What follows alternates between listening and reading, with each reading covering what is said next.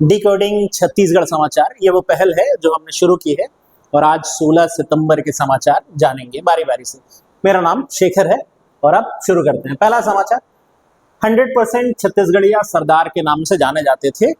लेखक हैं ये, और लेखक सुरजीत नवदीप सिंह, तस्वीर जिनकी आप देख रहे हैं, उनका आज निधन हो गया। और इसके कारण ये न्यूज़ हम जान तो रहे हैं और साथ साथ थोड़ी डिटेलिंग जान रहे हैं। सुरजीत नवदीप जो है वो वैसे तो पाकिस्तान में पैदा हुए थे, पर कार्य क्षेत्र हमेशा से छत्तीसगढ़ रहा, धमतरी रहा, और वो सरदार हुए जिन्होंने छत्तीसगढ़ी को अपनी प्राथमिक भाषा के रूप में अपनाया। उनकी सारी रचनाएं जो हैं, सारे काव्य पाठ जो हैं, वो छत्तीसगढ़ी में ही होते थे। कुछ फेमस किताबें हैं, दूरदर्शन के लिए भी उन्होंने कुछ प्रोग्राम कवर किए थे। कुछ किताबें उनकी, लाजवंती का पौधा एक उपन्यास उनका, हवाओं में भटकते हुए हाथ ये उनका कविताओं का संग्रह था, कुर्सी के चक्कर में ये भी काव्य संग्रह था, व्यंग काव्य था ये, और शब्दों का अलाव ये भी एक जो रचना है उनकी उपन्यास के रूप में, वो देख सकते हैं। आंसू हंसते हैं उनका गीत था, और रावण कब मरेगा ये भी एक काव्य संग्रह था। तो कुछ कमाल की रचनाओं के लिए जाने गए हैं। इन रचनाओं में से किसी एक को पूछ भी सकता है, इसलिए ध्यान रखेंगे।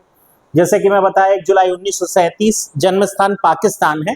पाकिस्तान में जगह का नाम शायद ही पूछे, बट भवलदीन करके जगह है, वर्तमान पाकिस्तान का हिस्सा है, लेकिन कार्य क्षेत्र जैसे मैं बताया धमतरी रहा। तो इनके देहावसान के समाचार के साथ शुरू तो किए हैं, अगली न्यूज पर आते हैं।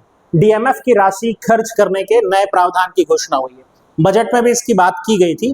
पहले यह जान लेते हैं डीएमएफ होता क्या है। डीएमएफ बेसिकली आपके डिस्ट्रिक्ट का मिनरल फंड है। आपका जिला है, आपके जिले की भूमि का यदि आप यूज कर रहे हैं और उससे खनिज प्राप्त कर रहे हैं, तो उसकी रॉयल्टी की राशि उस जिले के विकास में खर्च होनी चाहिए। उसके लिए एक फंड बनाया जाता है जो कलेक्टर के अधीन होता है, और इसी को कहते हैं हम डीएमएफ फंड। अब इस डीएमएफ फंड के लिए नियम आया है कि इसकी 70% राशि, यदि मान लीजिए डीएमएफ में 100 रुपए है, तो 100 रुपए का 70 रुपए पेयजल आपूर्ति, पर्यावरण संरक्षण और संवर्धन, प्रदूषण नियंत्रण, स्वास्थ्य की देखभाल और शिक्षा के क्षेत्र में ही खर्च किया जाएगा। यानी 70% सामाजिक कार्यों के लिए रिजर्व कर दिया गया, प्लस रिमेनिंग का जो आपके लिए है उसमें से भी 10%, यानी अब 70 वो हो चुका था, 10% और स्थायी आजीविका के साधन जुटाने के लिए। यानी आपके जिले में जो लोग हैं उनके स्थायी आजीविका के लिए आप क्या कर सकते हो, इंफ्रास्ट्रक्चर डेवलपमेंट कर सकते हो, कोई ऐसे कार्य योजना की तरफ जा सकते हो जहां उनको लगातार कार्य मिल सके। उसके लिए 10% आपको खर्च करना है, वो फंड बना करके अलग से रख दिया जाएगा। बाकी की बची हुई 20% राशि जो है वो आप सौंदर्यीकरण में कर सकते हो, या आपने शहर में और भी जो विकासात्मक कार्य है उनको दिखाने के लिए कर सकते हो। लेकिन 70% डीएमएफ का प्राइमरी सेक्टर में और 10% जो है वो आजीविका के लिए रिजर्व कर दिया गया है, तो इसको ध्यान रखेंगे। और एक घोषणा की गई है कि गौण खनिज सहित जो भी बाकी खनिज का उत्खनन सीमा है वो 15 किलोमीटर से अधिक के दायरे में नहीं जाएगा। यानी जो एरिया है आप उसको एक्सटेंड करके 15 किलोमीटर से और ज्यादा नहीं बढ़ा सकते घोषित एरिया से। ये डीएमएफ नियम 2015 में किया गया संशोधन के तौर पे जाना जाता है। तो आपसे एक क्वेश्चन ये भी पूछ सकता है कि डीएमएफ नियमावली कब जारी हुई थी। उत्तर बनेगा 2015। आइए अगले पे आते हैं। गुरु दर्शन संत समागम मेला, ये तस्वीर गुरु बालक दास की है। गुरु घासीदास जी के छोटे बेटे के रूप में जाने जाते हैं, उनसे जुड़ा हुआ ये पर्व है। भंडारपुरी रायपुर आरंग के पास पड़ता है, वहां इसका आयोजन होगा। 3 अक्टूबर 2025 को इस बार आयोजन है। हर बार इसी तारीख को होता है ऐसा नहीं है, बट 3 अक्टूबर को इस बार का आयोजन हो रहा है। क्यों आयोजन हुआ, उसकी कहानी के पीछे 1820 का इतिहास है। 1820 में भंडारपुरी में पहली बार कुंवार माह शुक्ल पक्ष की एकादशी को यह आयोजित हुआ था, और यही वो तिथि है जिस समय हमेशा ये मेला लगता है भंडारपुरी में। सत्य की जीत के पर्व के रूप में पहली बार विशाल गुरु दर्शन मेला लगाया गया था। अच्छा, इसमें क्यों लगाया गया उसकी एक कहानी है। गुरु बालक दास को इसी साल यानी 1820 में हथियार रखने, गद्दी पे बैठने, प्लस एक घोड़े और एक हाथी की सवारी करने की छूट मिलने के साथ साथ अपने गुरु नाम को आगे बढ़ाने का कार्य करते हुए वो गद्दी प्रदान कर दी गई। उसी गद्दी को प्राप्त करने के समारोह के रूप में पहली बार इसको मनाया गया था। अभी इनके ऊपर एक बायोपिक भी बनी हुई है, अब चाहें तो वो देख सकते हैं। और इसी से जुड़ा एक न्यूज और है जो आता है, भंडारपुरी, तेलासीपुरी और खपरीपुरी, ये 3 गांव ऐसे हैं जहां दशहरा पर रावण का दहन नहीं किया जाता, बल्कि हम मनाते हुए हैं, ये महोत्सव देखते हैं। 3 दिवसीय होता है गुरु दर्शन संत समागम। आई होप अब पूरी तरह अपडेट हो गया होगा। तो आगे बढ़ते हैं, अगले पे आते हैं। छत्तीसगढ़ में 6 फिजियोथेरेपी कॉलेज खोले जाने की घोषणा, ये भी बजट में हुई थी और अब ऑफिशियली ये निर्धारित किए जा रहे हैं कि कहां कहां बन रहे हैं। ये बनेंगे 6 अलग अलग स्थानों पे, जिसमें एक सरगुजा संभाग से मनेन्द्रगढ़ है, सरगुजा संभाग से ही जशपुर है। तो मनेन्द्रगढ़ और जशपुर, बिलासपुर संभाग में रायगढ़ जिला है और बिलासपुर जिला खुद है। उसके बाद दुर्ग में है जो अकेला है दुर्ग संभाग से, और बस्तर संभाग से जगदलपुर है। रायपुर संभाग से अभी एक भी जगह चुनी नहीं गई है। 6 जगह पे फिजियोथेरेपी कॉलेज की स्थापना होगी, ध्यान रखेंगे इसको। तो काफी सारी वैकेंसी भी क्रिएट होगी, प्लस जो इस क्षेत्र में पढ़ने वाले छात्र हैं उनको उनके अपने जिलों में मौका भी मिल सकेगा।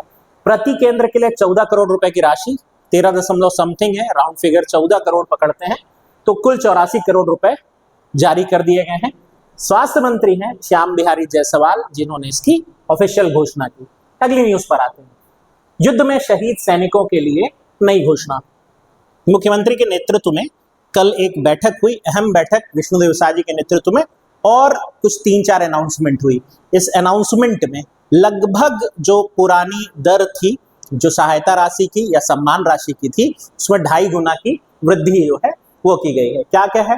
शहीद जवान या वीरता सम्मान से अलंकृत जवानों की सम्मान राशि 2.5 यानी 2.5 गुना बढ़ा दी गई है, जिसमें यदि कोई सैनिक शहीद होता है तो उसके परिवारजनों को मिलने वाली राशि, जिसमें उनकी पत्नी या उन पे जो आश्रित हैं उनको 50 लाख रुपए अब प्राप्त होगा, पहले ये 20 लाख रुपए प्राप्त होता था। इसी के अलावा यदि छत्तीसगढ़ के कोई सैनिक, सैन्यकर्मी, परमवीर, जो परमवीर चक्र है युद्ध काल में दिया जाने वाला सर्वोच्च सम्मान होता है, यदि वो जीत रहे हैं, दिवंगत हो गए हैं, तो उनके आश्रितों 1 करोड़ रुपए सीधे दिए जाएंगे। 50 लाख था ये, सीधे 1 करोड़ इस पर जंप किया गया। दिव्यांग सैनिकों की सहायता राशि भी बढ़ा करके 30 लाख कर दी गई है, 10 लाख पहले थी, सीधे 30 लाख की गई है। इसके अलावा वो सैनिक जिनके बुजुर्ग माता पिता को हम सहायता राशि प्रदान कर रहे थे, वो भी बढ़ा करके 10,000 रुपए करने की घोषणा की गई है। उसको शायद पूछे, पर ये आपको जरूर पूछ सकता है, 2.5 गुना की वृद्धि, 50 लाख दिवंगत सैनिक के आश्रित को, परमवीर चक्र विजेता को 1 करोड़, और यदि दिव्यांग हो गए हैं कोई सैनिक तो उनको सहायता के रूप में 30 लाख रुपए। अगले पे आते हैं, एक पंक्ति वाले कुछ समाचार हैं, वन लाइनर्स हर बार रहते हैं हमेशा की तरह। तो 12वां पारा कहाँ पड़ेगा? बलौदा बाजार। वहां काले हिरण रखे गए थे, ला करके आबादी बढ़ाने के इरादे से उनको लाया गया था। 80 के दशक में छत्तीसगढ़ में एक भी काला हिरण दिख नहीं रहा था। 12वां पारा में प्रायोगिक तौर पे ला करके रखा गया और वहां का एटमॉस्फेयर उनको रास आया। अभी हालिया गणना जो हुई है उसमें 200 से भी ज्यादा काले हिरण यहाँ देखे गए हैं, जो राजस्थान की पहचान माने जाते हैं। इसके बाद स्कूल शिक्षा मंत्री गजेंद्र यादव है, उन्होंने भी घोषणा की है कि राज्य में हर साल टारगेट करके 1000 से 1500 स्कूलों को मॉडल स्कूल के तर्ज पे बदला जाएगा। मॉडल स्कूल का कहने का मतलब है कि इसके इंफ्रास्ट्रक्चरल डेवलपमेंट होंगे।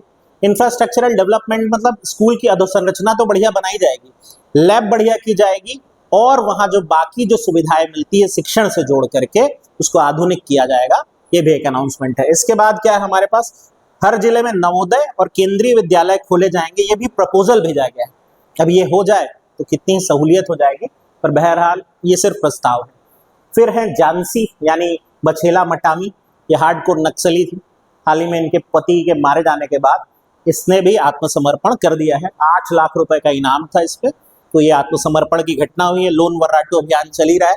इसके तहत गरियाबंद में अभी पुलिस एक्शन में है, सैन्य बल एक्शन में है, और कुछ हंटिंग का दौर भी चल रहा है और कुछ आत्मसमर्पण का, तो उसमें ये हो रहा है आत्मसमर्पण। बस इससे ज्यादा आज और कुछ नहीं था, इतने ही समाचार थे। ध्यान से सुनने के लिए आपका बहुत बहुत धन्यवाद। Thank you.